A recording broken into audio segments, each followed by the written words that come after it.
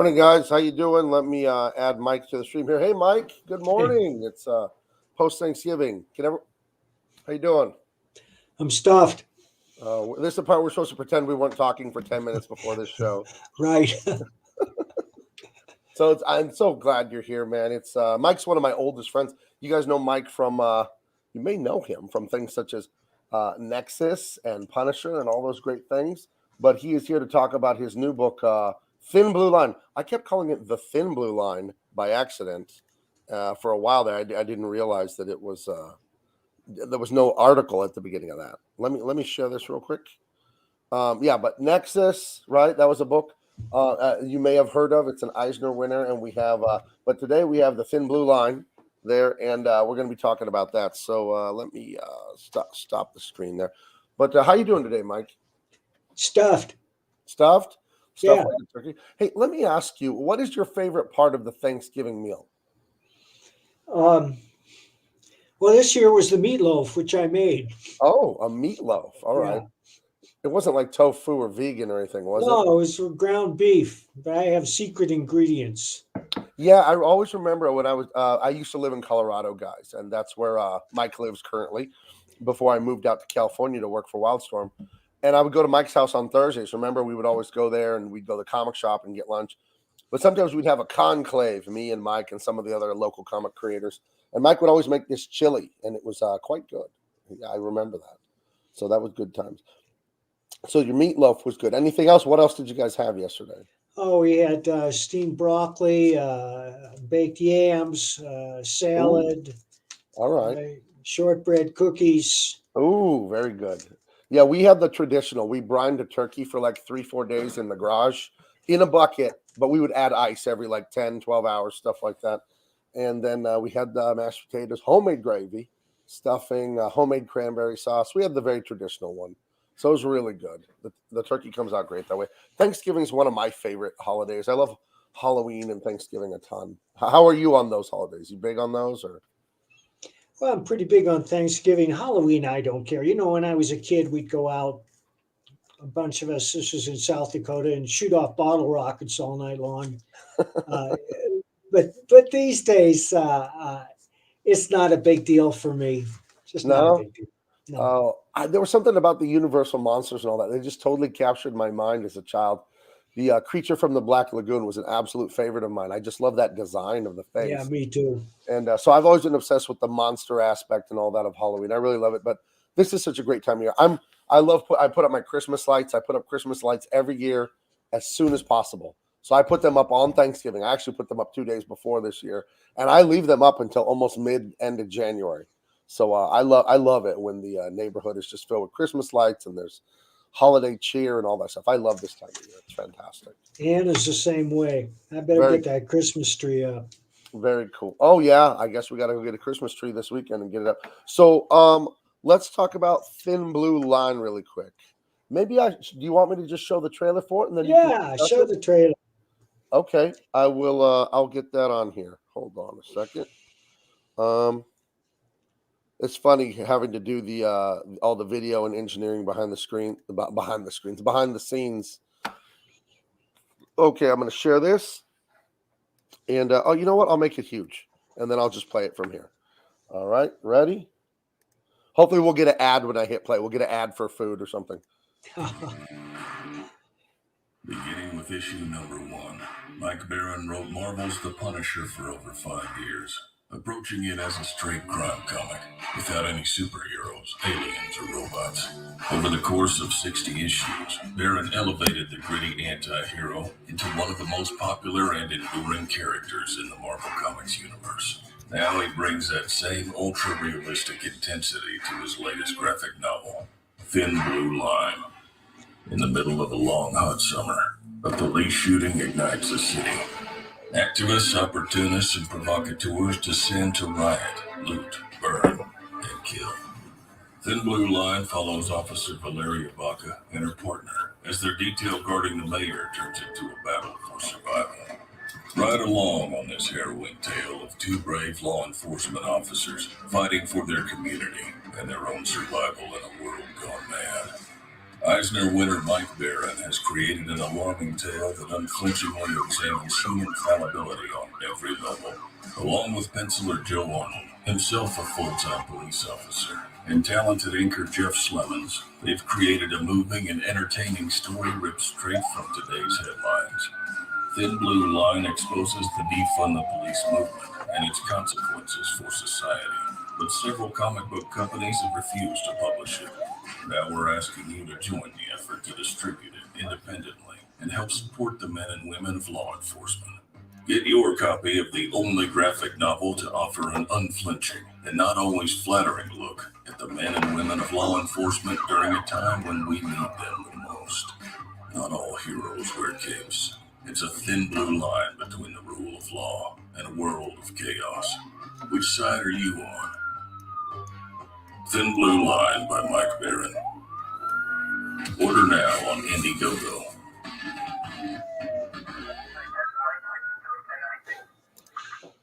Well, that looks great, Mike. Let me remove that really quick. That looks fantastic, Mike. Let me ask you. So the artist on this book, he's actually a police officer.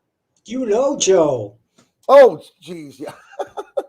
How did you meet? Well, I was, how did you meet Joe though? Like, how did that all go down? And how did you guys decide to do this project? Well, I'm not sure how I met Joe. It was probably through the local comic book people that we all know, like Todd Jones, who's been working with Joe for a while. As for how this project came about, like everybody else, I was riveted to my television set in the summer during 2020 as we watched city after city go up in flames, thousands of looters rampaging through the streets, destroying small businesses. Most of those small businesses belonged to people who could not afford to lose them. Dozens of deaths.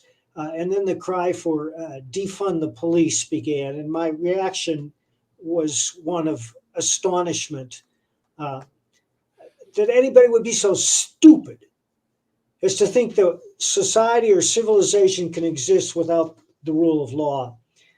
Now, I happen to know a number of police officers, including Joe now, and the police officers I know, at least, are civic-minded individuals who join the force to become a positive force in their community.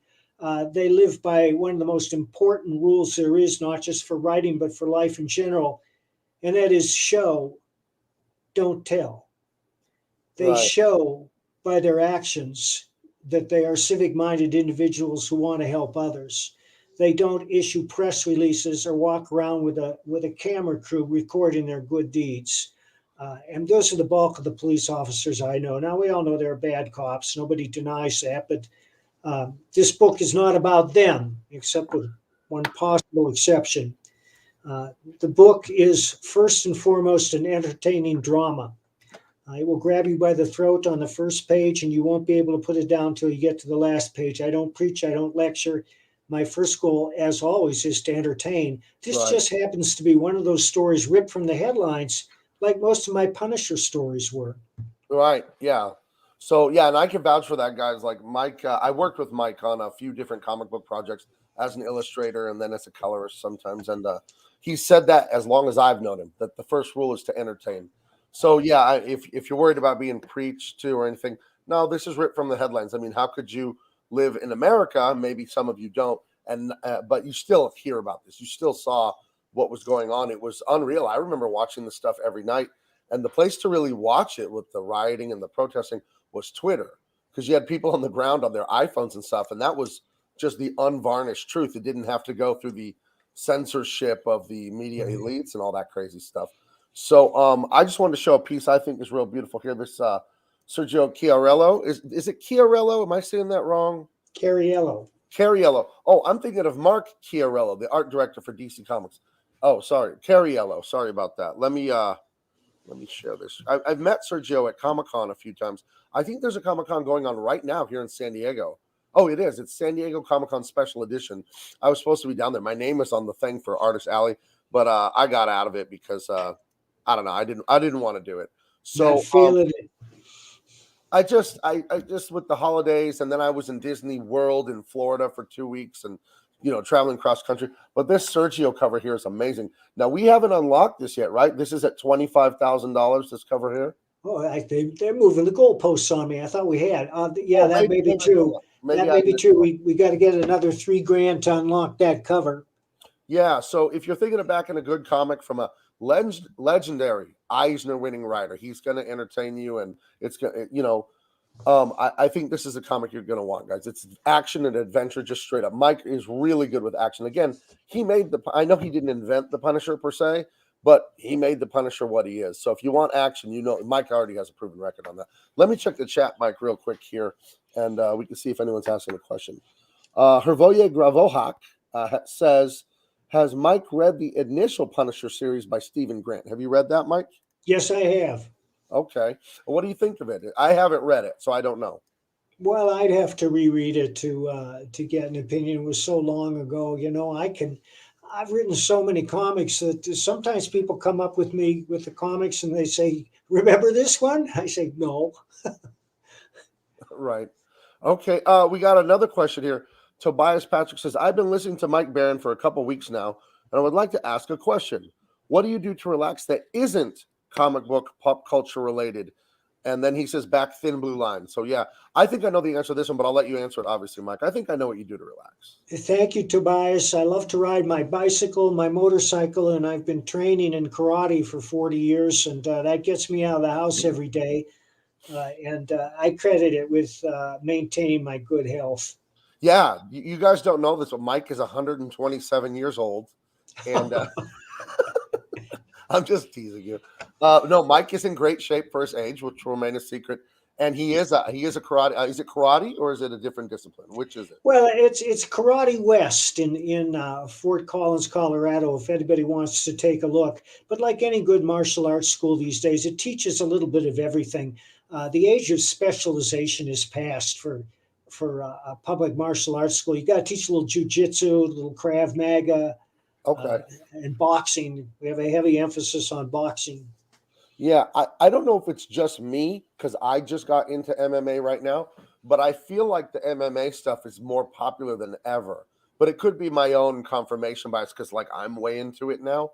But do you feel that MMA and all that fighting, it's just Oh yeah, seems oh huge? yeah. It's definitely swept past boxing. I think, especially when they're broadcasting these fights live from Abu Dhabi. They have this place called Fight Island Right. Isn't that that Dana White amazing? created. They've been having fights throughout the whole pandemic. You can tell when everybody but the fighters is wearing a mask, and now the masks are disappearing somewhat as the fights continue. Yeah, I fell in love with MMA this last about a year ago, and my house became the party house. I'll invite all the nephews and all men only. We kick the women out. No women are allowed to be here. It'll be like 10, 15 of us. Sometimes we'll get a big crowd like that, usually a little smaller. And I'll get the pay-per-view of the UFC, the big fights and all that.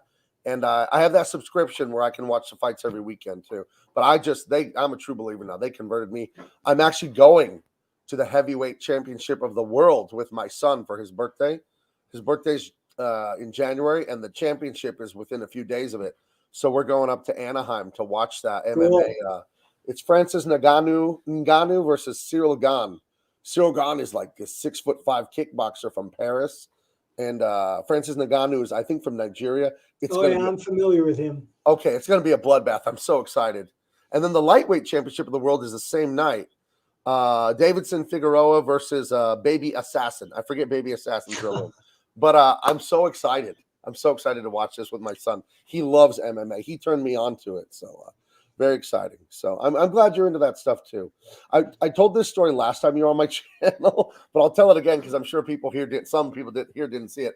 So back when I lived in Colorado, I would go visit Mike once a week because the comic book store was near his house, and he was telling me about a new wrist lock thing he learned, where you grab your opponent's arm and you jab their elbow into your stomach, and then you use the leverage to break their wrist. And he wanted to show me in slow motion how to do it. He didn't break my wrist, but he slipped, and I had this like bump on my wrist for like a day, and it hurt so bad. So thank you, Mike. Thank you You're for welcome. demonstrating on me. Thank you for not suing. Hey, at least you proved the concept that it did work. You could have destroyed my wrist for me. So no, it was though. I miss those old days, man. Driving up, I lived in Greeley, guys. It's about 40 minutes from where Mike lives. I went to the university there, and there are no comic book stores in Greeley that I know of. So I would drive up to Fort Collins and I'd meet Mike. And Peter Brandvold is a great Western author. He lived up there. And Nick Runge is this amazing painter. He goes around the world now, well, pre-COVID, teaching people watercolor techniques and all that. Look up Nick Runge on Instagram. He has like 200,000 followers or something like that. He was a good friend. Yeah. I had him do a portrait of my wife and I for our wedding anniversary. It was really a beautiful, amazing piece. So I should go run and grab that, but then you'd have to sit here for like 40 seconds. Would you mind that, Mike? I want to show that piece so bad. Go ahead. Okay, entertain the crowd. I'll be right back. One thing I want to point out about the book is that it's pure entertainment, and you're going to read it and you're going to say, "Whoa, wow, this is a great story. Why can't most comics be like this?" Well, I don't know. I don't read that many comics these days, but every now and then I'll dip back in and I'll buy a couple of Marvels. And this year I bought a Captain Marvel and a Master of Kung Fu. All right, I'm back. I have returned, brother. And they weren't too great. Oh, go ahead. This is a wedding or an anniversary gift I gave my wife about 2 years ago that Nick did of us. Wow. It's getting a light reflection on it, but I mean,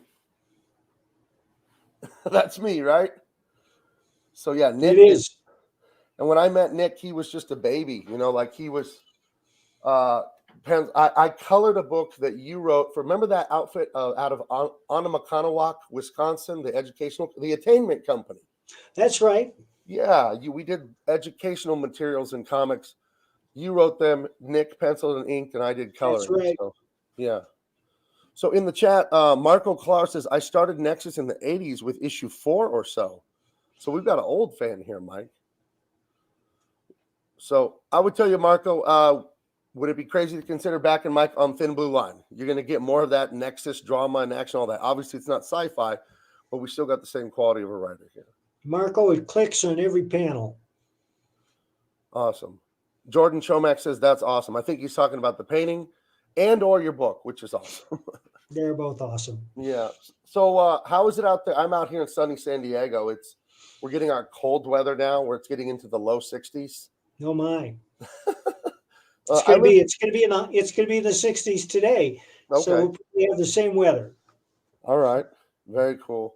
Is it snowing? I was out there visiting in September to visit my dad, but I haven't been back. Not yet. Not yet. I remember when I lived there, we would usually get snow by Halloween, but not yet this year, huh? Yeah. Knock on wood. Hey. Thank you, Krypton. Oh, you saw? Yeah, I was going to say, Krypton Jeff says, I backed Mike's book last week. Nexus is an all-timer for me. One of the perks of being a good friend of Mike Barron is going to his house and him just giving me old. Oh, look at my shirt is see-through on the green screen. Him just giving me tons of old Nexus, like originals and stuff. I have that very first Paul Gulacy. Is it Gulacy or Gulassi? Gulacy. Okay, I have that one. You gave me that. That's a treasure to me. So, yeah, let me see. I think I have a picture of it here. No, I have the Nexus Omnibus, which has I was going to say that has a similar looking cover. But yeah, I think the dude repainted that. Yeah, it reminds me of that Paul Gulacy one. Let me show it over here real quick. I'll throw up some of the work here real quick. I'll share screen. Let's see if I can get this right, Mike. It's screwed up. And so is this the dude's reinterpretation of that cover? That's it. Have you talked to the dude? And for the people in the audience, the dude is Steve Rude. He's Steve, he's the Rude dude. But what a genius. I think he's the modern Alex Toth. But have you talked to him much? And talked to him all the time. I was down there 2 months ago to sign copies of Gormando. Okay. Which is his new book, and people don't know about it. Let me just show it to you. Okay, let me bring you up here. Hold on. Gormando. What? Oh, that's a Nexus adventure, huh? Yeah. Okay, I guess I haven't. Is he right? He wrote that one, or did he wrote it all by himself? Oh, very cool. All right. If you want a copy, I'll send you one.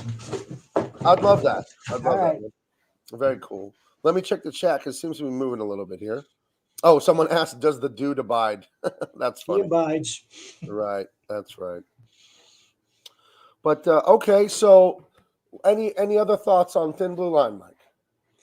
Well, it's one and done. It's a complete story. It's got a dynamic arc with a beginning, a middle, and an end. I think it's very satisfying.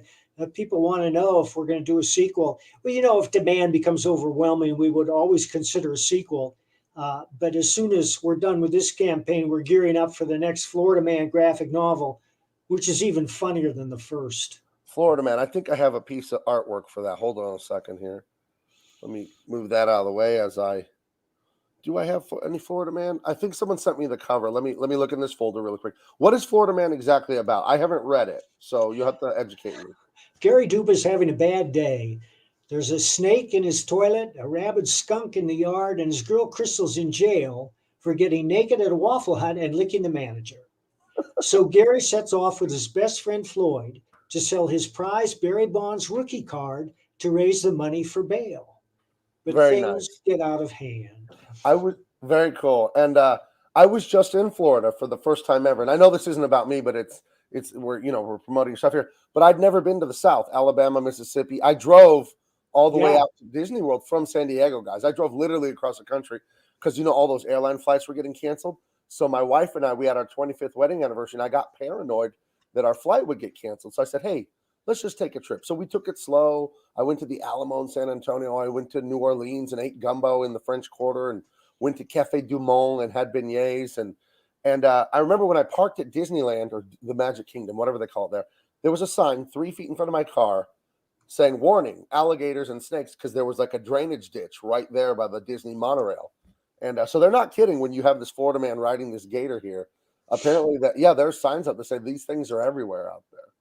But being a Southern Californian and a Coloradan, that's where I've spent all my life, is between those 2 points, basically. I didn't know what the South was like at all. And, you hear the ugly stereotypes, and I think the South is beautiful. And I do too. Florida isn't really the South, except Right. when you get up in the Panhandle. That's the South. Right. Yeah. And, but no, I was super impressed. And I don't want to say I fell in love with it, but I was very charmed by Alabama and Mississippi, and especially Louisiana. I thought Louisiana was neat. I didn't know that you could buy a bag of fried chicken skin. So that was life-changing. They had chicken cracklings. It was delicious. So yeah, so Florida Man. So you think you're gonna get to work on a sequel of Florida Man? That's exciting. Oh, it's already written. Okay. Yeah, and then I got another script beyond that, which I think is the funniest comic ever written. I hope we're going to get to that. I know we will sooner or later. Okay. But meanwhile, The Saints is about to ship. It's a series I wrote for Allegiance. It's about a group of secret archaeologists who fight to preserve the world's great archaeological sites from looters and from political violence. Who's illustrating The Saints? Because I thought it looked great, the artwork. I don't know who's Christian Rosato is the illustrator. He's a Chilean, and his art is absolutely brilliant. And is that a one-off, or is that a miniseries, or what is it? It's a 6-issue miniseries. Okay. All right. Yeah, because I've done some work for them at Allegiance on Bass Reeves with the great David Williams. And I saw this because, I've been working for them. But let me throw this over here real quick. This is The Saints. I didn't know you were the writer on this, Mike. That's fantastic. But yeah, The Saints is pretty cool. And where do people pick this one up at Walmart too, like all the other books, like the Bass Reeves? It'll be at Walmart. They just shipped out the crowdfunding graphic novel, which I think combines the 2 first issues, but then there are 4 issues beyond that. I'm not sure when it's going to hit Walmart. It may not be until January, but I'll find out and I'll post it on my Facebook page and on Twitter. And if you're looking for me on Twitter, I'm at Bloody Red Baron. Yeah, at Bloody Red Baron.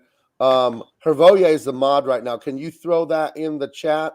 Hervoye put his Twitter, and I think mine's in there. But and I did put the link to this, guys, right here, the Thin Blue Line. That's in the description. So if you want to back this book, and I'm telling you, Mike does a great job.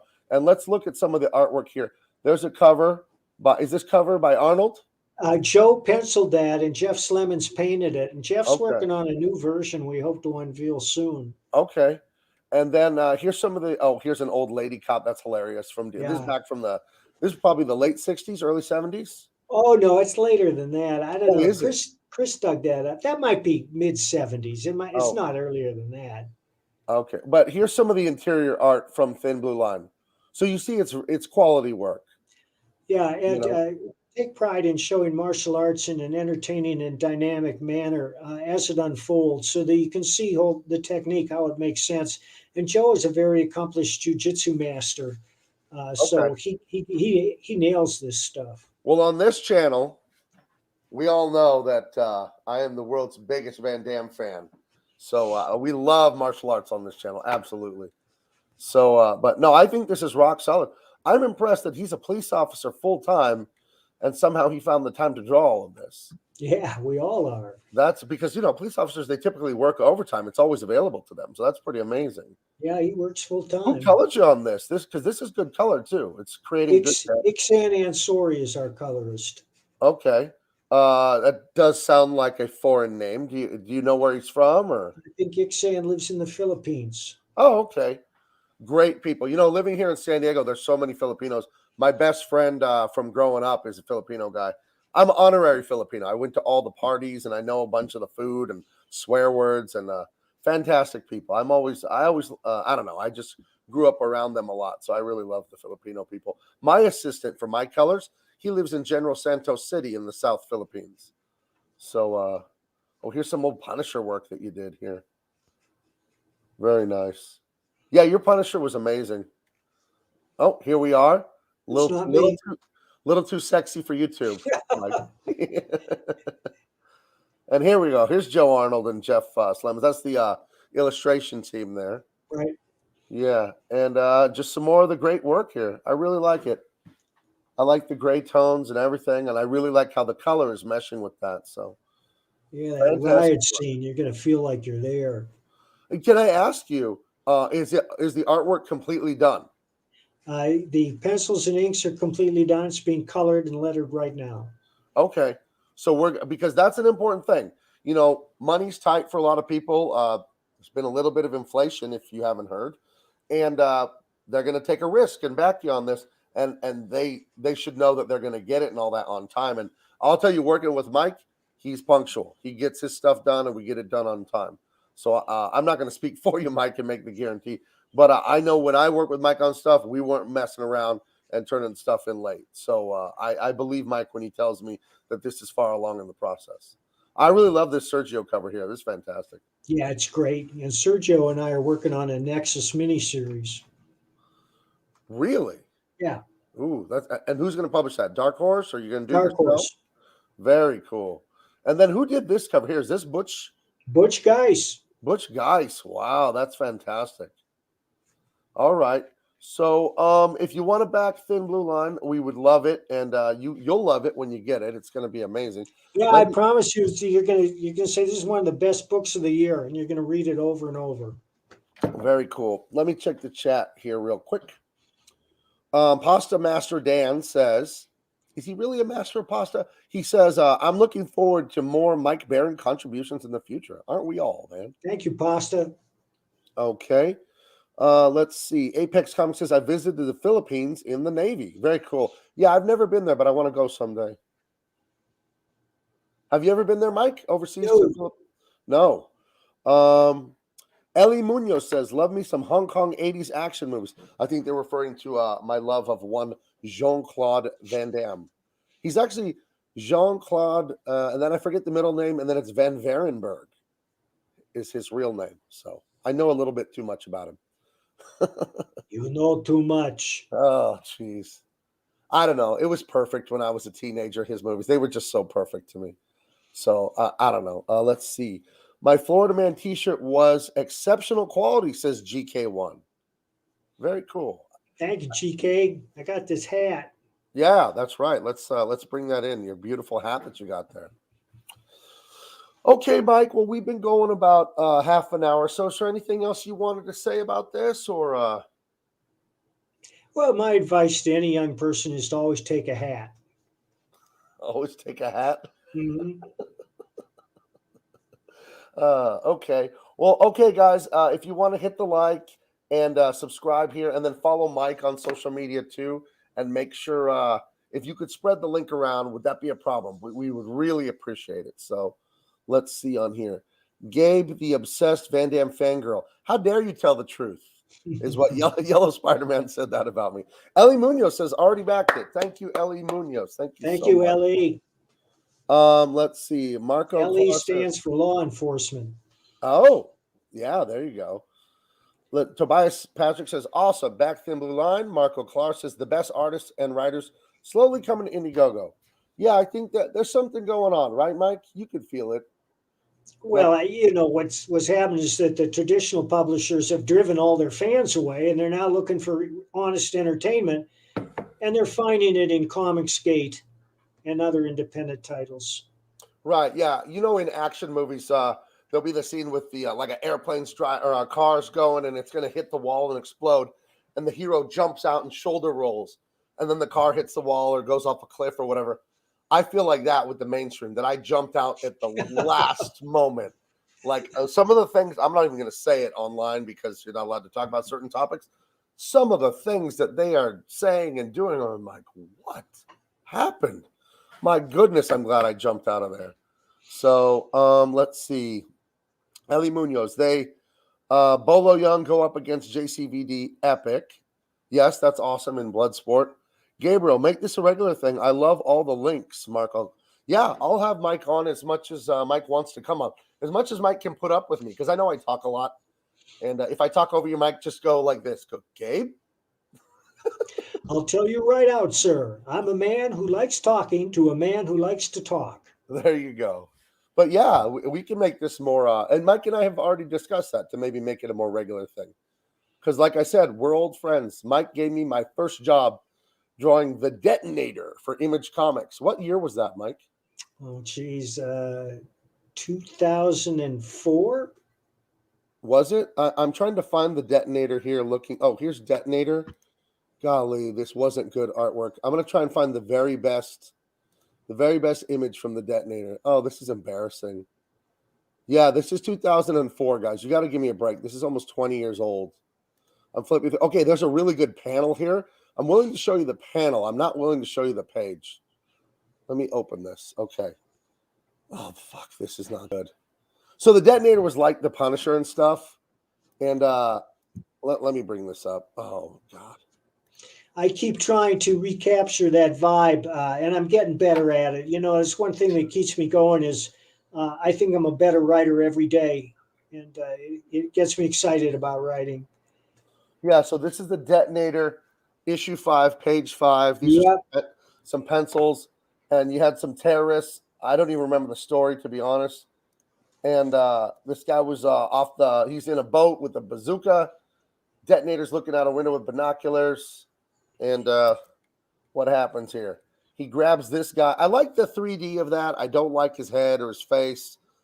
Now, this is 2004, so forgive me for the illustrations not being that great. I do like some of this, but I think it's mostly like, oh my God, I've gotten a lot better. But yes, there's the missile flying off the boat towards the mansion or whatever and blows it up. So yeah, the Detonator was my first project in mainstream comics. And thank you, Mike, for bringing me into that. So Yellow Spider-Man says, how long before Gabe gets his campaign going? I am going to launch on President's Day. I talked to Philippe about it. The first book I'm going to launch is Oath of Blood, Oath of Bone. It's sci-fi and action and stuff like that, and it's really fun. And Philippe and I have Skype sessions where we discuss story and character, and I'm working on more plot today. Philippe's done a bunch of amazing art for that. And then I have Beef Law. Beef Law is a 1990s style Van Damme, Steven Seagal movie with twin kickboxing brothers who have to take on the Chinese and Russian mafia to defend their family who gets in over their heads with loan sharking and all this stuff. And it's just a straight up 90s action movie. I told Mike the plot and I got Mike's seal of approval on it. So I could show a tiny bit of art if you don't mind, Mike. I know we were promoting your stuff, but it came up with that. I have page 1 of Beef Law right here, completed. This is one of the twin brothers. He's Maximilian Volkov. They're Russian immigrants to Hong Kong, the family, and they get in trouble with the mob there. And this is the first page. He's flying through the air in a warehouse because he's in an underground like Kumite. That's what he does. He does underground like pit fighting and all that. And you'll notice he has Van Damme's mullet from Hard Target. Remember they recreated the Most Dangerous Game? They made that into a movie called Hard Target. and Van Damme has that greasy mullet. So this brother, that's how he looks. So he's fine. So that's the opening page. The next 2 pages are a double page splash of action and fighting. And then really quick, the first book I'm launching, just because it'll be done sooner, is Oath of Blood, Oath of Bone. And it's a crazy sci-fi that my good friend Philippe Briones is drawing. I colored him on Aquaman for many issues. And hold on, here's some of that real quick. And he's going to start working on pages for this as soon as I deliver the plot. So I was hoping to get the plot done within I have an outline, and then I'm going to turn the outline into a Marvel Method plot.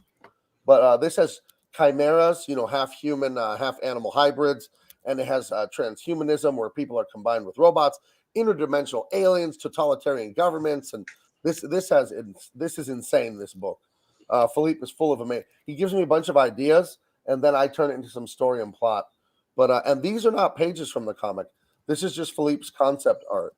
He was an animator at Disney and a comic book artist and all that, and so Philippe is a powerhouse. And but yeah, I love these half animal, half human. Yeah, that's beautiful work. I think Philippe is insanely talented.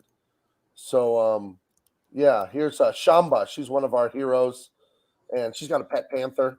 It's very cool. She's killing some robots here, and you're gonna love this. Our main heroes are here, and it's Nina and Mike and Toby or Tobias, and Veronique. I threw in a French name since Philippe is French. I made her Vanique Mercier, and it's really fun. And I'll tell the fans this, and I'll let Mike wrap it up after I say this. I always want to say thank you over and over to Comicsgate fans, because working in the mainstream, you have to listen to editors and do what they say, and that's fair. That's the business. But when Philippe and I were designing that stuff I was just showing you, he said, well, who are these heroes? What are their superpowers? What do they do? And I said to him, well, what do you like to draw? And all of a sudden, the weight of that, the gravity of that hit me right in the forehead. And I'm like, oh my God, what do you like to draw? We get to draw what we like to draw, like we're 5 years old again. And that's something you fans have given me and given Mike and given all of us that have taken the chance to leave the mainstream. Like, you gave us back that creativity, that childlike, I can do what I want. I don't have to do this thing for this big mainstream company that I don't like. And it's a multi-billion-dollar corporation telling me to make art. At some point, it becomes pretty sterile and formulaic. So thank you guys a million times that me and Philippe can just do whatever. And I can embrace my passion of this wonderful Belgian and make underground pit fighting comics. You know what I mean? And you're going to see the passion I have for it. I love this stuff in a sincere way, not in a mocking way. So do you want to wrap up on that, Mike, for me? Or yeah, Dr. Mike wants to know what work I'm most proud of. And there are many individual issues of Badger and Nexus that I think are outstanding. But as I said, I think my work is getting better. And I'm particularly proud of Florida Man and Thin Blue Line. And I'm working on a Western with Pat Broderick that's going to blow your mind. Very cool. Well, thank you guys all for tuning in. We went longer than we wanted to, but please check the links in the description and back Thin Blue Line. It's a fantastic comic, and it's a ton of adventure. You're really going to be excited to read it. And I think I'll do more of these streams with Mike if see the reaction to this video and stuff. And we'll just keep going, Mike. Huh? You want to come back sometime? I'd love to. Okay. All right, then. I will talk to you guys later. Bye. Thanks, Gabe. Yep.